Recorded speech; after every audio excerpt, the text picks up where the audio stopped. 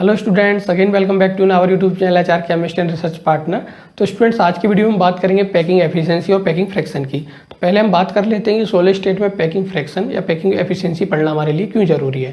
तो last videos की अगर हम बात करें तो हमने 2D अरेंजमेंट में पढ़ा था SCP अरेंजमेंट या HCP अरेंजमेंट। तो हमने 2D से भी 3D में जब मूव किया तो हमें डिफरेंट टाइप के और भी अरेंजमेंट मिले, जैसे कि हमारा AA टाइप अरेंजमेंट था, AB टाइप अरेंजमेंट था या ABC टाइप अरेंजमेंट था, जिसे हमने CCP अरेंजमेंट भी बोला था। तो किस बेस पे हम बताएंगे कि जो हमारे अरेंजमेंट है वो सॉलिड के लिए बेटर है या किस अरेंजमेंट में हमारे जो एटम की पैकिंग है वो अच्छी है। इसके लिए हम टर्म डिस्कस करेंगे जो है पैकिंग एफिशिएंसी। पैकिंग एफिशिएंसी के बेस पे हम बता सकते हैं कि किसी भी अरेंजमेंट में हमारे जो एटम की पैकिंग है वो अच्छी है या कौन सा अरेंजमेंट हमारे सॉलिड के लिए बेटर होगा। तो चलिए स्टार्ट करते हैं हम आज की वीडियो।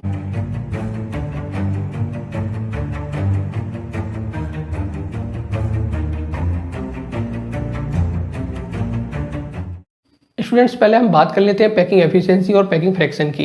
इन दोनों ही टर्म को एक्सप्लेन करने के लिए मैं एक राइट साइड में आपको 2D अरेंजमेंट दिखाया है। इस अरेंजमेंट से मैं पैकिंग एफिशिएंसी और पैकिंग फ्रैक्शन को फाइंड आउट करना बताऊंगा। तो अरेंजमेंट कोई भी हो, चाहे जो हम आगे आने वाले 3D अरेंजमेंट की बात करेंगे, उसमें जब भी हम किसी अरेंजमेंट की पैकिंग एफिशिएंसी या पैकिंग फ्रैक्शन फाइंड आउट करेंगे तो हम कंप्लीट अरेंजमेंट की बात नहीं करेंगे, हम उसके एक यूनिट सेल की बात करेंगे, क्योंकि हमें पता है कि यूनिट सेल के रिपीटेशन से ही हमें अरेंजमेंट मिलता है। तो इस अरेंजमेंट की मैं एक यूनिट सेल ले लेता हूँ जो कि ये है, इसे मैंने स्क्वायर से दिखाया है।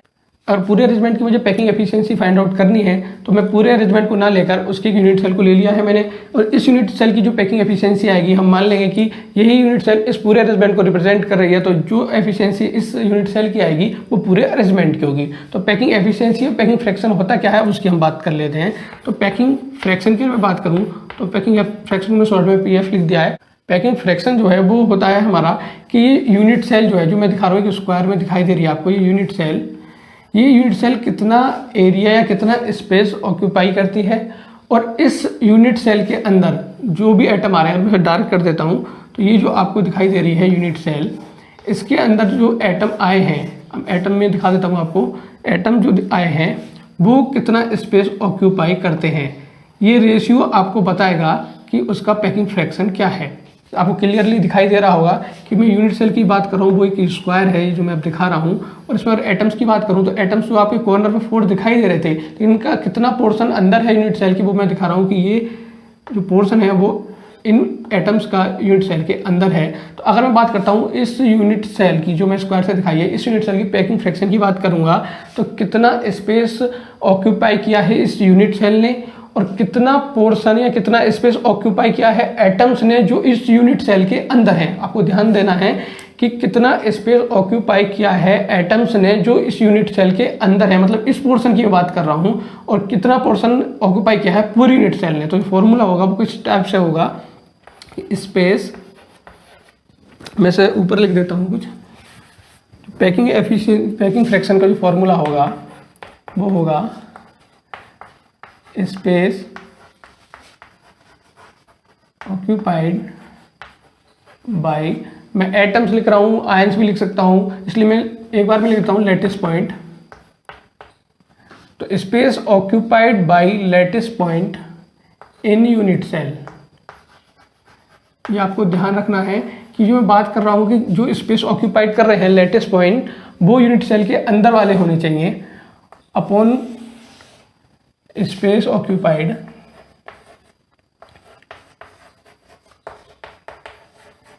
Bye unit cell.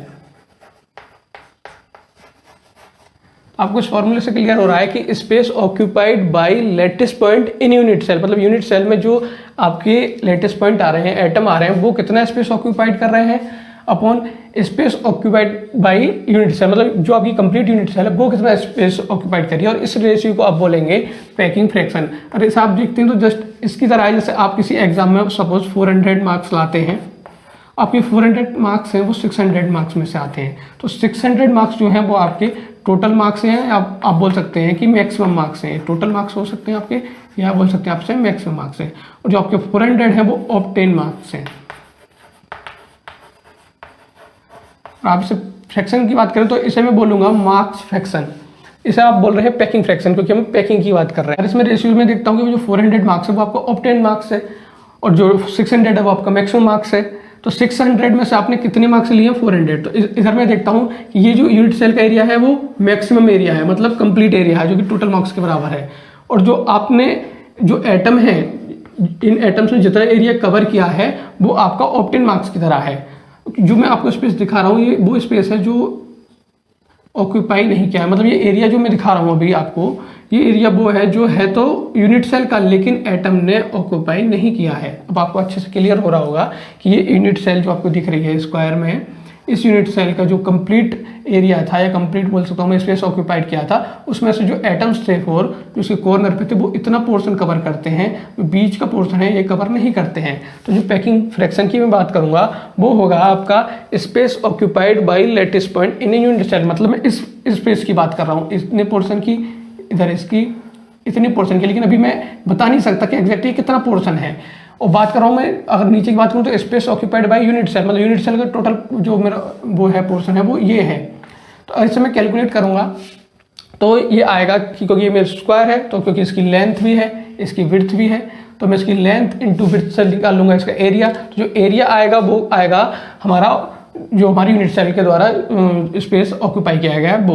और मैं बात करूंगा इसके space occupied by lattice point, तो आप जितने भी पोर्शन आपको दिखाई दे रहे हैं किसी भी एटम का जो यूनिट सेल के अंदर आया है इसे आप फाइंड आउट कर लेंगे और आप इस फॉर्मूले से इसका जो पैकिंग फ्रैक्शन है वो फाइंड आउट कर लेंगे। पैकिंग फ्रैक्शन की अगर बात करते हैं आप तो space occupied by lattice point in unit cell, और उसके नीचे की बात करेंगे तो आपका स्पेस ऑक्यूपाइड बाई आएगा जो कंप्लीट यूनिट सेल का है। तो जब आप पैकिंग फ्रैक्शन अगर आप निकाल लेते हैं, उसका अगर बात करते हैं पैकिंग एफिशिएंसी की, तो पैकिंग एफिशिएंसी जो है अगर निकालनी है आपको तो पैकिंग फ्रैक्शन से ही निकल सकती है कि पैकिंग फ्रैक्शन की जो भी वैल्यू आई है उसे आप 100 से मल्टीप्लाई कर देते हैं तो आपका पैकिंग एफिशिएंसी निकल आएगी। जैसे भी हमने बात की थी कि 400 आपके मार्क्स हैं, 600 में से आए हैं, तो ये अगर इस रेशियो की बात करता हूँ तो ये आपका है मार्क्स रेशियो, मैं मार्क्स फ्रैक्शन बोल सकता हूँ। लेकिन अगर मैं 100 से मल्टीप्लाई कर देता था तब आप बोल सकते हैं आपकी परसेंटेज है, आप बोल सकते हैं कि आपकी एफिशिएंसी है। तो अगर आप जो पैकिंग फ्रैक्शन है उसे मल्टीप्लाई कर देते हैं 100 से तो आपकी वो पैकिंग एफिशिएंसी हो जाएगी। तो आपको दोनों फार्मूले याद रखने हैं, एक कि आपका जो पैकिंग फ्रैक्शन है वो आपका निकलेगा कि किसी भी यूनिट सेल में आप बात कर रहे हैं तो कि जो आपकी यूनिट सेल है उसने कितना एरिया या कितना स्पेस ऑक्यूपाई किया है, और उस यूनिट सेल के अंदर जो भी एटम या जो पार्टिकल हैं उन्होंने कितना स्पेस ऑक्यूपाइड किया है यूनिट सेल के अंदर, वो आप ऊपर देखेंगे और उस रेशियो से जो आपको वैल्यू आएगी वो आपका पैकिंग फ्रैक्शन होगा। पैकिंग फ्रैक्शन को आप 100 से मल्टीप्लाई कर देंगे तो आपकी पैकिंग एफिशिएंसी आ जाएगी। हम बात करें तो मैंने जैसे ये 2D अरेंजमेंट की, लेकिन आपके सिलेबस में 2D अरेंजमेंट की पैकिंग एफिशिएंसी या पैकिंग फ्रैक्शन को फाइंड आउट नहीं किया गया है। आपके सिलेबस में केवल 3D अरेंजमेंट की बात की गई है। 3D अरेंजमेंट में भी अगर मैं बात करूं तो ए टाइप अरेंजमेंट है, AB टाइप अरेंजमेंट है या ABC टाइप अरेंजमेंट है। इन तीनों ही अरेंजमेंट की हम पैकिंग एफिशिएंसी फाइंड आउट करेंगे, लेकिन अरेंजमेंट ना लेकर हम इनकी केवल यूनिट सेल की बात करेंगे। यूनिट सेल की बात करें तो हम सिंपल क्यूबिक की बात करेंगे, BCC और FCC, मतलब इन तीनों ही यूनिट की पैकिंग एफिशिएंसी फाइंड आउट करेंगे। इससे आप अरेंजमेंट की पैकिंग एफिशिएंसी को भी बता सकते हैं। तो हम बात करते हैं पहले सिंपल क्यूबिक की। तो सिंपल क्यूबिक की मैं बात करूँ तो सिंपल क्यूबिक को आप अच्छे से जानते हैं, हम लास्ट वीडियो में काफ़ी बार डिस्कस कर चुके हैं यूनिट सेल की। तो सिंपल क्यूबिक यूनिट सेल आपकी कुछ इस टाइप से होती है जिसमें एक आपको क्यूबिकल शेप दिखाई देती है जिसके कॉर्नर पर आपके एटम्स होते हैं। कुछ इस टाइप से आपका अरेंजमेंट होता है सिंपल क्यूबिक यूनिट सेल का। ये जो मैं आपको दिखा रहा हूँ आपको अपने नोटबुक में भी यही दिखानी है। जब आप पैकिंग एफिशिएंसी की बात करेंगे तभी भी आपको यही इमेज दिखानी है। एक्चुअल इमेज की मैं बात करूँ तो मैं आपको राइट साइड में कॉर्नर पे दिखा रहा हूँ, ये आपको इमेज दिखाई दे रही है, ये एक्चुअल इमेज है किसी भी यूनिट सेल की। इसमें हम बात करेंगे कंप्लीट, जो हम बात करें space occupied by unit cell वो कितना होगा, और जो आपके एटम्स हैं वो कितना स्पेस ऑक्यूपाइड कर रहे हैं यूनिट सेल में वो भी हम फाइंड आउट करेंगे। तो हम बात कर रहे हैं पैकिंग फ्रैक्शन की, जो कि हम सिंपल क्यूबिक की बात कर रहे हैं। तो हमने बात की space occupied by lattice point या बोल सकते हैं एटम बोल सकते हैं इन यूनिट सेल, और space occupied by unit cell. तो आपकी जो यूनिट सेल है वो कितना स्पेस ऑक्यूपाइड कर रही है, तो मैं आपको बता दूं कि जो आपको क्यूब दिखाई दे रही है, क्योंकि भाई यूनिट सेल है वो क्यूबिकल है, और जो क्यूबिकल अगर आप है तो आप समझ सकते हैं कि इसकी जो एज लेंथ थी वो A थी, तो इसकी लेंथ भी A है, विड्थ भी A है और हाइट भी A है। मतलब अगर इसका वॉल्यूम निकालें तो आपका जो वॉल्यूम आएगा वो आएगा A इंटू A, मतलब क्योंकि इसकी लेंथ विड्थ और हाइट तीनों ही A है तो A क्यूब आएगा। और मैं आपसे पूछता हूँ कि ये क्यूब मैक्सिमम कितना एरिया कवर करती है, तो ये अपने वॉल्यूम के बराबर एरिया कवर करेगी। मतलब एक क्यूब जो है स्पेस है वो ऑक्यूपाई करेगी, जो मैं यूनिट सेल की बात कर रहा हूँ। तो मैं बोल सकता हूँ कि अगर मैं पैकिंग फ्रैक्शन निकालता हूँ तो मैं बोला था कि space occupied by unit cell, तो यूनिट सेल अगर मेरी वो सिंपल क्यूबिक यूनिट सेल है तो वो मेरा स्पेस ऑक्यूपाइड करेगी, वो अपने वॉल्यूम के बराबर करेगी। उसका जो वॉल्यूम है वो ए क्यूब है। मैं यहाँ से आपको बता दूं कि जब मैं बीसीसी की बात करूंगा तब जब आप देखेंगे बीसीसी जो आपकी यूनिट सेल है या एफसीसी यूनिट सेल है, वो भी यूनिट सेल आपकी क्यूबिकल होती है। बस एटम का जो अरेंजमेंट है, पोजीशन है, वो कुछ डिफरेंट होती है, बाकी आपको शेप दिखाई देती है वो क्यूबिकल दिखाई देती है। तो उसमें भी अगर मैं बात करूंगा कि जो यूनिट सेल है वो कितना स्पेस ऑक्यूपाई कर रही है, तो उस केस में भी वो आपका वॉल्यूम के बराबर करेगी, मतलब वो एक क्यूब के बराबर करेगी। तो अगर मुझे पैकिंग फ्रैक्शन अगर सिंपल क्यूबिक का निकालना है, बीसीसी का निकालना है या एफसीसी का निकालना है, तो जो नीचे वाली लाइन की बात कर रहा हूँ मैं, space occupied by unit cell, वहां मैं लिख सकता हूँ इस क्यूब का वॉल्यूम। तो हम सिंपल क्यूबिक यूनिट सेल के लिए पैकिंग फ्रैक्शन फाइंड आउट करते हैं। तो हमें पता है पैकिंग फ्रैक्शन फाइंड आउट करने के लिए हमें पता होना चाहिए कि space occupied by unit cell, वो हमें पता चल गया है कि वो वॉल्यूम के बराबर होगा क्यूब के, वो ए क्यूब है। बात करते हैं हम space occupied by lattice point in unit cell, मतलब कि जो हमारी सिंपल क्यूबिक यूनिट सेल है उसमें पहले तो हमें ये पता चले कितने एटम्स हैं, और अगर हमें ये पता चल जाए कितने एटम्स हैं तो हम ये पता कर लेंगे कि एक एटम हमारा कितना स्पेस ऑक्यूपाई करता है, उससे हम मल्टीप्लाई कर देंगे, तब भी हम बता सकते हैं कि जो हमारे यूनिट सेल के अंदर एटम्स हैं उन्होंने कितना स्पेस ऑक्यूपाई किया। तो बात करूं इस लाइन की तो मैं इसे ऐसे भी लिख सकता हूं, number of atom in unit cell, कि मतलब इस यूनिट सेल में कितने एटम्स हैं, और हमें पता चल जाए कितने एटम्स हैं तो एक एटम हमारा या एक पार्टिकल कितना स्पेस ऑक्यूपाई कर रहा है वो पता चल जाए।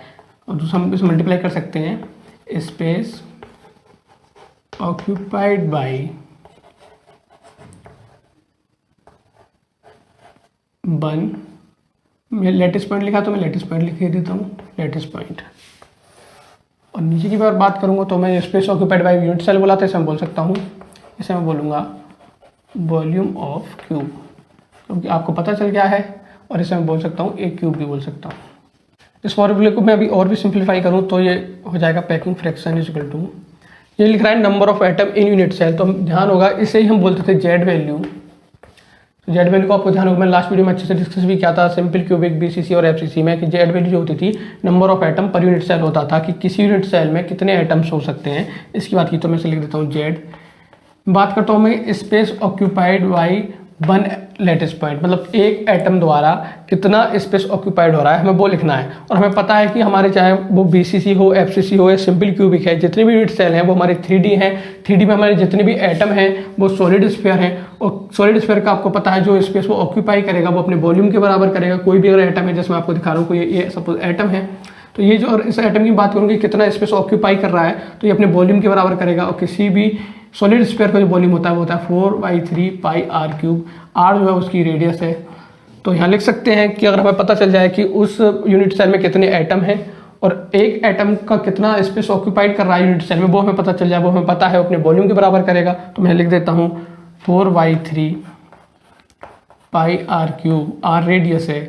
नीचे की बात मैं करता हूँ तो ए क्यूब है, ये ए क्यूब जो है वो आपको पता है क्यूब का वॉल्यूम है, क्योंकि हमें बात की थी कि space occupied by unit cell, की यूनिट सेल जो है हमारी वो कितना स्पेस ऑक्यूपाइड करती है वो अपने वॉल्यूम के बराबर करेगी। तो पैकिंग फ्रैक्शन का आपको फॉर्मूला पता चल गया है, ये होगा Z into 4/3 pi r cube upon a cube. अगर मैं बात करता हूँ पैकिंग एफिशिएंसी के फॉर्मूले की, तो इसी फॉर्मूले को मैं मल्टीप्लाई कर दूंगा 100 से, मतलब ये कि Z into 4/3 pi r cube upon a cube into 100। ये जो फॉर्मूला है वो आपकी पैकिंग एफिशिएंसी का है। तो आप अभी इसका स्क्रीनशॉट ले लीजिएगा फॉर्मूले का, फिर मैं आपको कैलकुलेट करके बताता हूँ कि सिंपल क्यूबिक में हमारी जो पैकिंग एफिशिएंसी होगी वो कितनी होगी या पैकिंग फ्रैक्शन कितना होगा। तो आपको ध्यान रखना है कि पैकिंग फ्रैक्शन का फॉर्मूला ये है। मैं अभी इसे रफ कर दूंगा, इसलिए मैं राइट साइड में लिखता हूँ कि पैकिंग फ्रैक्शन जो होगा हमारा वो होगा Z into 4/3 pi r cube upon a cube.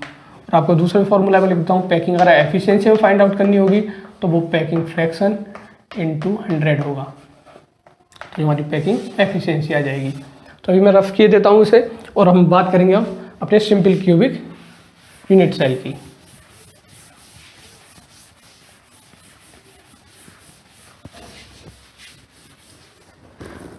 तो हम बात करते हैं पैकिंग फ्रैक्शन की। तो पैकिंग फ्रैक्शन हमारा जो सिंपल क्यूबिक यूनिट सेल का है वो होगा Z value of simple cubic unit cell into 4/3 pi r cube upon a cube. बहुत ही ज़्यादा सिंपल है, अपने इसमें कोई मैथमेटिक्स नहीं है ज़्यादा।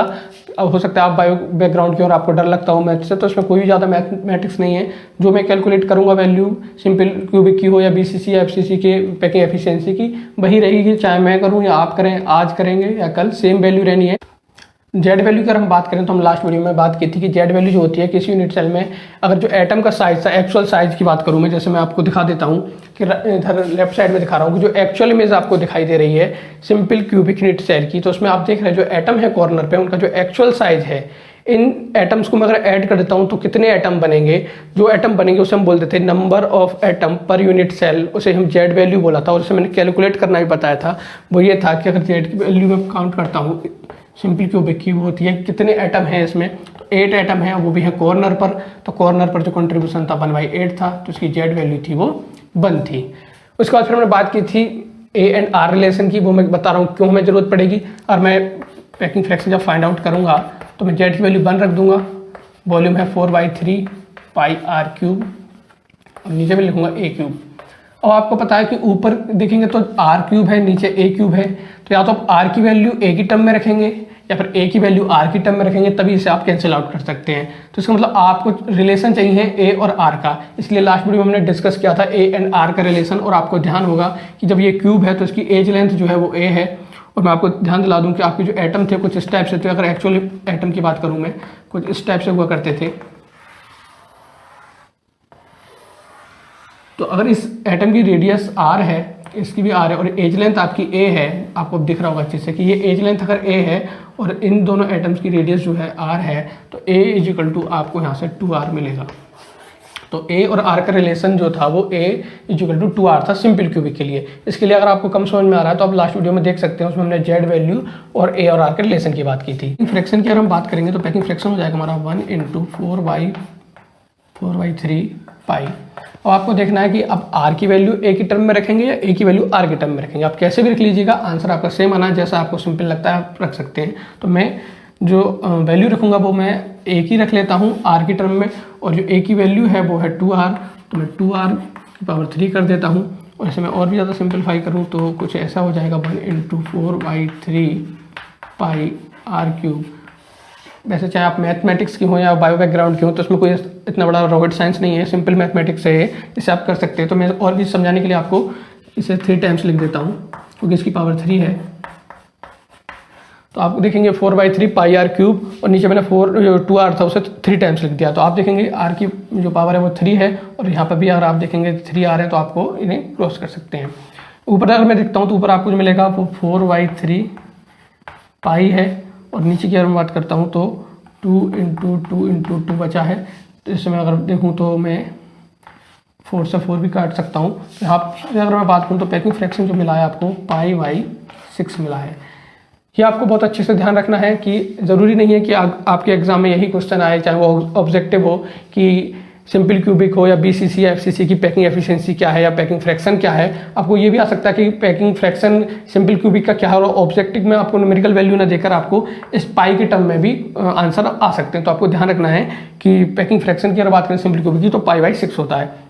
पाई की वैल्यू आप जानते हैं, पाई की वैल्यू आप 22/7 भी बोल सकते हैं, या आपको 3.14 भी बोल सकते हैं। अब ये वैल्यू आप यहाँ रखेंगे तो इसकी जो वैल्यू आएगी वो आएगी 0.5238। आप कैलकुलेटर से कैलकुलेट कर सकते हैं, और ये वैल्यू जो आएगी 5238। इसे ये भी लिख सकते हैं, अगर मैं बात करूँ डेसिमल के 2 प्लेस तक बात करूँ या 3 प्लेस तक की बात करूँ तो आप इसे लिख सकते हैं 0.524, ये भी लिख सकते हैं। तो पैकिंग फ्रैक्शन क्लियर हो गया है हमारा कि जो सिंपल क्यूबिक में पैकिंग फ्रैक्शन है हमारा वो 0.52 होगा, 524 भी बोल सकते हैं हमारा पैकिंग फ्रैक्शन होगा। और हम बात करते हैं पैकिंग एफिशिएंसी की, हमें पता है पैकिंग एफिशिएंसी जो होती है वो पैकिंग फ्रैक्शन के मल्टीप्लाई करने से आ जाएगी, 100 से मल्टीप्लाई कर देते हैं। तो सिंपल क्यूबिक में जो पैकिंग एफिशिएंसी होगी हमारी वो होगी 0.524 × 100 लाया तो परसेंट बोल दूंगा मैं इसे। तो पैकिंग एफिशिएंसी की बात करूँ तो वो हो जाएगी 52.4%। तो सिंपल क्यूबिक में हमारी जो पैकिंग एफिशिएंसी है वो है 52.4% और पैकिंग फ्रैक्शन की मैं बात करूँ तो है 0.524। तो यहाँ से हमारा सिंपल क्यूबिक खत्म हो चुका है। सिंपल क्यूबिक हमारी यूनिट सेल है उसके बारे में आपको पैकिंग फ्रैक्शन और पैकिंग एफिशिएंसी दोनों की बातें पता चल गई हैं। इससे आगे हम मूव करते हैं अपने बीसीसी में, क्योंकि बीसीसी की बात करूँ या एफसीसी की, आपको ध्यान रखना है कि फॉर्मूला हमारा यही अप्लाई होना है। जब आपने नोटबुक में करेंगे, आप एग्जाम में करेंगे तो आपको कंप्लीट डेरिवेशन करना होगा, जो स्टार्टिंग से मैंने आपको फॉर्मूला दिखाया था। लेकिन अभी मैं तीनों की कैलकुलेशन कर रहा हूँ, इसलिए मैं भी अब यहाँ से शो कर रहा हूँ आपके लिए। आपको ये भी ध्यान रखना है कि जेड वैल्यू आपको लास्ट वीडियो में मैंने बताई थी, सिंपल क्यूबिक की, बीसीसी और एफसीसी की, और ए और आर रिलेशन की बात की थी। तो और मैं बात करता हूँ बीसीसी की। तो बीसीसी यूनिट सेल थी वो कुछ इस टाइप की थी। इसमें जो एटम्स थे या बोल सकते हैं पार्टिकल्स जो थे वो आपके कॉर्नर पर थे। कॉर्नर के साथ साथ एक जो एटम था आपका वो आपका बॉडी सेंटर में था। कुछ इस टाइप की आपका बीसीसी था। तो बीसीसी में जेड वैल्यू की मैं बात करता हूँ तो जेड वैल्यू जो थी आपको ध्यान होगा 8 एटम है इसके कॉर्नर पर जिनका कॉन्ट्रीब्यूशन है 1/8। एक एटम है इसके सेंटर पर जिसका कॉन्ट्रीब्यूशन है 1, और यहाँ से आपकी जेड वैल्यू आ रही है वो 2 आएगी। अगर मैं बात करता था इसके ए और आर रिलेशन की तो आपको ध्यान होगा कि जब हमने बीसीसी की बात की थी, मतलब कि ए बी टाइप का अरेंजमेंट अगर आपको ध्यान हो तो उसमें जब हम एक स्क्वायर पे हम जब एक फिफ्थ एटम रखते थे जो हमारा बी लेयर क्रिएट करता था, तो जो हमारे एटम्स थे वो अपने जो अपनी प्लेस था उससे डिस्प्लेस हो जाया करते थे, मतलब जो आपस में टच नहीं करेंगे अब। लेकिन ये जो एटम है सेंटर वाला, ये इन सभी एटम्स को, जो 8 एटम कॉर्नर के हैं, उन्हें टच करेगा। ए और आर रिलेशन की मैं बात करूँ तो ए और आर रिलेशन की बात की थी हमने जब बीसीसी में, तो उसकी बॉडी डायगोनल से निकला था, और जो बॉडी डायगोनल था इसका उसकी वैल्यू थी हमारी 4r, और ये बराबर थी हमारे a√3 के। तो यहाँ से हम बात कर लेते हैं इसके ए आर रिलेशन की, और हमने जेड वैल्यू की बात की है। तो पैकिंग फ्रैक्शन की मैं बात करता हूँ बीसीसी की, तो जेड वैल्यू मैं रख देता हूँ 2 × 4/3 पाई r³ आपको देखना है कि आप आर की वैल्यू रखेंगे या ए की वैल्यू रखेंगे, जो आपको सिंपल लगता है कर सकते हैं। तो मैं अभी रख देता हूँ, मैं आर की जगह रख देता हूँ। तो आर की वैल्यू अगर यहाँ से मैं निकालूंगा तो आर की वैल्यू आएगी a√3/4। तो इसे मैं रख देता हूँ 2 × 4/3 पाई, आर की वैल्यू है a√3/4³ और भी इसे सिंप्लीफाई कर सकते हैं। तो इसमें लिख दूंगा 2 × 4/3 पाई, इसे मैं 3 टाइम्स लिख देता हूँ a√3/4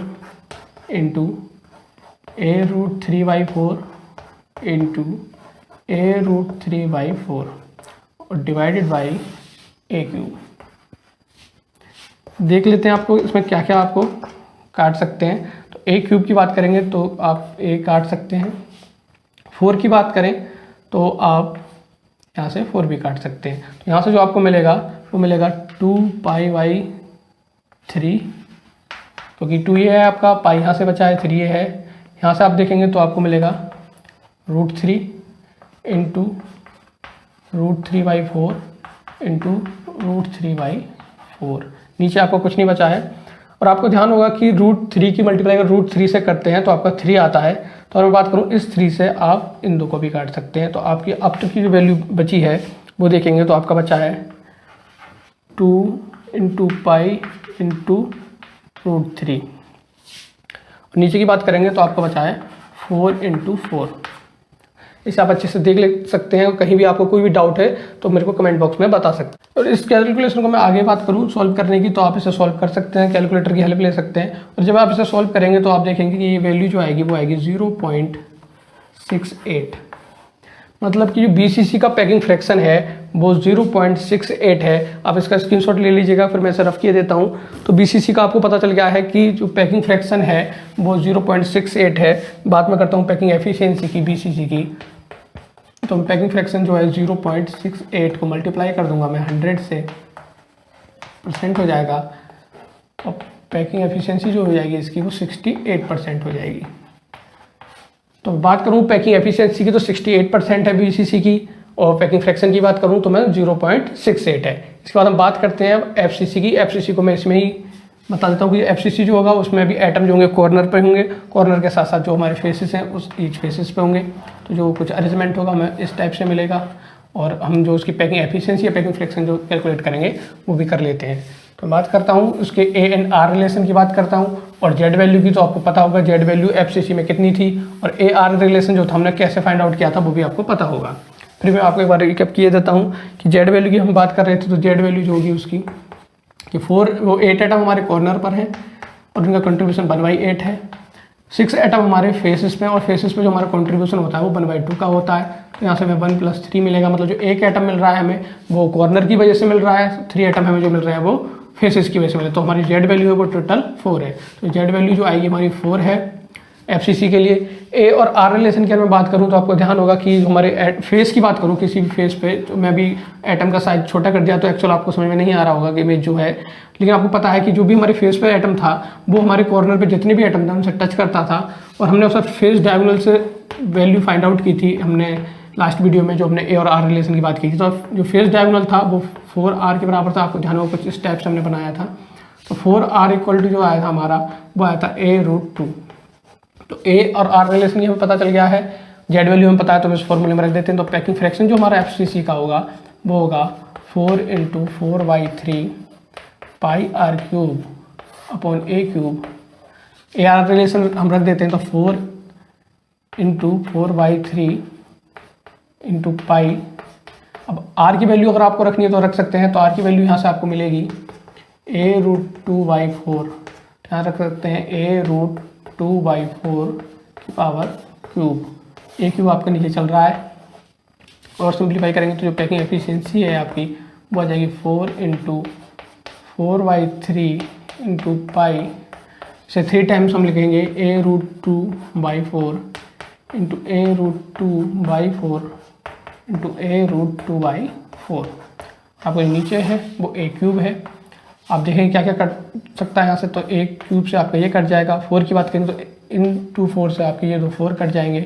तो अब बात करेंगे आपका क्या क्या बच रहा है यहाँ, तो यहाँ देखेंगे आपका पाई बच रहा है, π/3 बचा है। यहाँ से बात करेंगे तो √2 बचा है आपका, और यहाँ से आगे देखेंगे तो फिर से √2 बचा है, आगे भी √2 बचा है, और √2 के बाद एक आपका 4 भी बचा है, क्योंकि आपके 2 4 कट गए थे। एक 4 इस 4 से कटा था, एक 4 ये इससे कट गया था। ए आपके 3 सारे कट चुके हैं। यहाँ से आपको एक √2 मिला, √2 यहाँ से मिला, √2 यहाँ से मिला है, और एक 4 यहाँ से मिला है। √2 के मल्टीप्लाई आप √2 से करते हैं तो आपको पता है 2 आ जाएगा। तो और मैं इससे बात करूँ आगे की, तो आपका ये आएगा π/3 × 2√2/4। तो ये आपकी कैलकुलेशन आएगी। इसे आप सिंप्लीफाई करेंगे अपने कैलकुलेटर से, आप कैलकुलेट कर सकते हैं। कुछ बड़ा मैथमेटिक्स नहीं है इसमें, मैं भी कर सकता हूँ, लेकिन आपको मैं बोल रहा हूँ कैलकुलेटर से भी करेंगे तो कर सकते हैं, क्योंकि आपको एग्जाम में जो वैल्यू बतानी वो एग्जैक्ट जो आनी है वो बता सकते हैं। अगर आपको लगता है कि कहीं आप कैलकुलेशन में थोड़ा आगे तक नहीं पहुंच पा रहे हैं, तो जहाँ तक भी आप पहुंचते हैं कैलकुलेशन में, उसके बाद आप जो डायरेक्ट आंसर है आप लिख सकते हैं। जैसे आपको पता है कि सिंपल क्यूबिक में आपका 0.5238 था, बीसीसी की बात करें तो आपका 0.68 था। एफसीसी में जो अगर आप इस वैल्यू को देखेंगे, ऐसे आप कैलकुलेट करेंगे तो आपका ये आएगा 0.74। आप इसे कैलकुलेट करके देख लीजिएगा तो आप पता भी चल जाएगा कि यही वैल्यू आ रही है नहीं आ रही है। और आप कैलकुलेशन को एक बार चेक कर लीजिएगा कहीं आपको कुछ मिस तो नहीं हुआ है। तो एक बार आप स्क्रीनशॉट ले लें इसका। और मैंने आपको बता दिया कि जो पैकिंग फ्रैक्शन है एफसीसी का वो 0.74 है। पैकिंग एफिशिएंसी की अगर मैं बात करूँगा तो आप इसको मल्टीप्लाई कर देंगे 100 से, तो जो पैकिंग एफिशिएंसी होगी आपकी, बात करूँ मैं एफसीसी की, तो वो हो जाएगी पैकिंग एफिशिएंसी जो होगी आपकी, वो इसकी 0.74 को मैं मल्टीप्लाई कर देता हूँ अगर 100 से, तो वो आपकी पैकिंग एफिशिएंसी आ जाएगी, और ये होगी आपकी 74%। तो अगर मैं बात करूँ सिंपल क्यूबिक, बीसीसी और एफसीसी, इन तीनों में अगर मैं बताता हूँ पैकिंग फ्रैक्शन, तो पैकिंग फ्रैक्शन सिंपल क्यूबिक का जो था मैं आपको लिख देता हूँ, मैंने रफ किए देता हूँ, आप इससे एक बार स्क्रीनशॉट ले लें अगर आपने ले लिया है अभी तक। तो हमने बात की थी सिंपल क्यूबिक की, बीसीसी की और एफसीसी की। तो अब मैं बात करता हूँ कि पैकिंग फ्रैक्शन क्या थे और पैकिंग एफिशिएंसी क्या थी।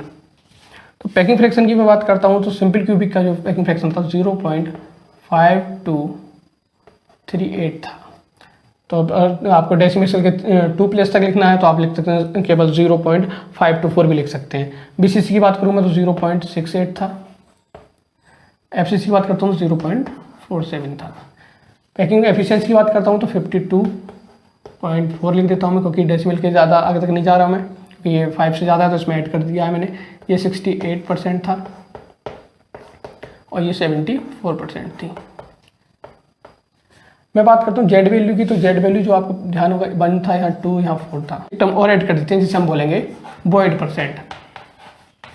ये भी आपके क्वेश्चन आ सकता है कि वॉइड परसेंट सिंपल क्यूबिक में कितना होगा, बीसीसी में कितना होगा और एफसीसी में कितना होगा। ये आप तभी बता सकते हैं जब आपको पैकिंग एफिशिएंसी पता है, क्योंकि वॉइड वो है जो आपका पोर्शन ऑक्यूपाई हो चुका है एटम्स के द्वारा, एटम्स का जो पोर्शन है वो ऑक्यूपाई करने में जो खाली पोर्शन बचा है उसे हमने वॉइड बोला है। तो कितने परसेंट की बात कर रहे हैं तो हम उसे वॉइड परसेंट की बात करेंगे। तो पैकिंग एफिशिएंसी जब आपको पता है 52.4% आपके सिंपल क्यूबिक की है, तो वॉइड परसेंट कितना होगा। जैसे आप क्या करेंगे, आपको वॉइड परसेंट निकालना है तो आप 100 में से जो आपकी पैकिंग एफिशिएंसी है उसे माइनस कर देंगे। वॉइड परसेंट काउंट करना है सिंपल क्यूबिक के लिए, तो आप 100 में से आपकी जो पैकिंग एफिशिएंसी है उसे माइनस कर देंगे, और पैकिंग एफिशिएंसी आपकी 52.4, तो जब यहाँ से आप माइनस करेंगे तो ये आपका आएगा 47.6। तो मतलब सिंपल क्यूबिक की बात करेंगे तो वॉइड परसेंट जो होगा आपका वो 47.6% होगा। आप समझ सकते हैं कि जब आपके सिंपल क्यूबिक की यूनिट सेल है उसमें जो खाली स्पेस है वो 47.6% है, तो आपकी जो पैकिंग होगी वो अच्छी नहीं होगी। जब आप बीसीसी की बात करते हैं तो बीसीसी में आपको जो वॉइड परसेंट होगा आप कैलकुलेट कर सकते हैं कि एफिशिएंसी आपकी जब 68% है तो आपकी जो वॉइड परसेंट होगा वो आपका 32% होगा, क्योंकि जो आप पैकिंग एफिशिएंसी है वो आप 100 में से माइनस करेंगे तो आपका 32% आएगा। तो अगर मैं बात करता हूँ सिंपल क्यूबिक और बीसीसी में कि कौन सा आपका जो यूनिट सेल है वो अच्छा क्लोज पैकिंग हुई है या किसकी सॉलिड के लिए ज़्यादा बेटर यूनिट सेल है, तो आप देखेंगे कि जिसमें वॉइड कम होंगी वो आपका सॉलिड अच्छा होगा। तो बीसीसी के केस में आप देखेंगे 32% केवल आपका जो वॉइड पोर्शन है, और सिंपल क्यूबिक में आपका 47 और 47 ज़्यादा है, तो बीसीसी का जो यूनिट सेल है वो अच्छा सॉलिड होगा और उसकी पैकिंग भी अच्छी है। एफसीसी की बात जब आप करेंगे तो उसको भी वॉइड परसेंट होगा, तो आप देखेंगे इसमें कि अब 74% आपका पैकिंग हो चुकी है, तो जो खाली पोर्शन है वॉइड पोर्शन है वो आपका बचेगा 26%। तो सबसे कम जो वॉइड मिलेंगी वो आपको मिलेंगी एफसीसी के केस में। आप अच्छे से एक बार कैलकुलेट कर सकते हैं, 100 में से सबको माइनस करके देख लेंगे जो आपकी पैकिंग एफिशिएंसी है वो जब 100 में से माइनस करेंगे तो आपको वॉइड परसेंट मिल जाएगा, और आप इसे अच्छे से चेक भी कर सकते हैं। आपको पता चल गया है कि हमारे सिंपल क्यूबिक में पैकिंग फ्रैक्शन क्या है, पैकिंग एफिशिएंसी क्या है और वॉइड परसेंट क्या है। तो अगर मैं बात करता हूँ तीनों ही अरेंजमेंट की, तो एफसीसी अरेंजमेंट जो है वो सबसे बेटर होगा। अगर कोई लिक्विड सॉलिड में सॉलिडिफाई होता है या कोई भी सॉलिड फॉर्म होता है तो वो प्रीफर करेगा एफसीसी में जाने का, क्योंकि उसमें जो वॉइड परसेंट है वो काफ़ी कम है और जो पैकिंग है वो सबसे ज़्यादा है। तीनों ही केस में जब आपने देखा था तो जो आपकी यूनिट सेल थी वो एक क्यूबिकल दिखाई दे रही थी, लेकिन आपके जो एटम्स की नंबर था तो आपने देखा सिंपल क्यूबिक में 1 था, बीसीसी में 2 था और एफसीसी में आपका 4 था। तो यूनिट जो आपको क्यूब दिखाई दे रहा था तो क्यूब तो आपके तीनों ही यूनिट सेल में सेम था, लेकिन नंबर ऑफ एटम बढ़ रहे थे, क्योंकि एफसीसी में 4 एटम्स थे। तो 4 एटम थे तो यहाँ से भी क्लियर हो रहा था कि जो पैकिंग है वो ज़्यादा है। तो तीनों ही अगर मैं बात करूँ आपके यूनिट सेल की, तो सिंपल क्यूबिक, बीसीसी और एफसीसी, इनमें आपने पैकिंग फ्रैक्शन, पैकिंग एफिशिएंसी और वॉइड परसेंट को आपने कैलकुलेट कर लिया है। तो इससे रिलेटेड आपके एग्जाम में जो भी क्वेश्चन आते हैं तो आप इन्हें देख लिया, अगर आपने अच्छे से समझा है तो आपको कोई भी क्वेश्चन बाकी नहीं बचेगा।